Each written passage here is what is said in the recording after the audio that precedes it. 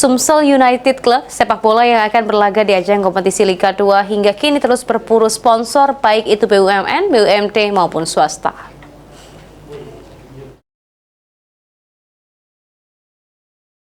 Menghadapi gelaran kompetisi Liga 2 musim mendatang, Sumatera Selatan United yang dipimpin oleh Ci Ujang sebagai presiden klub saat ini terus melakukan persiapan, di antaranya berburu sponsor untuk bergabung.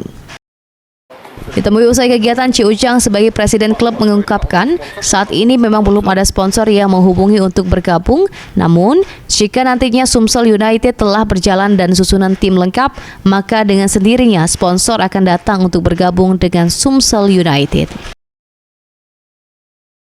Mungkin kalau memang Sumsel United itu berjalan baik, lancar dan pemainnya bagus, harapan sponsor itu untuk datang itu dia bisa diharapkan untuk jadi kebanggaan Sumsel, mungkin sponsor lah. Jadi untuk sementara kita jalani dulu yang itu kemampuan. Tapi sudah ada. Ditambahkan oleh Ci Ujang, jika dirinya menyerahkan kepada pelatih dan manajer untuk mencari pemain khususnya putra daerah untuk bergabung dengan Sumsel United di kompetisi Liga 2 mendatang. Tim Liputan PAL TV.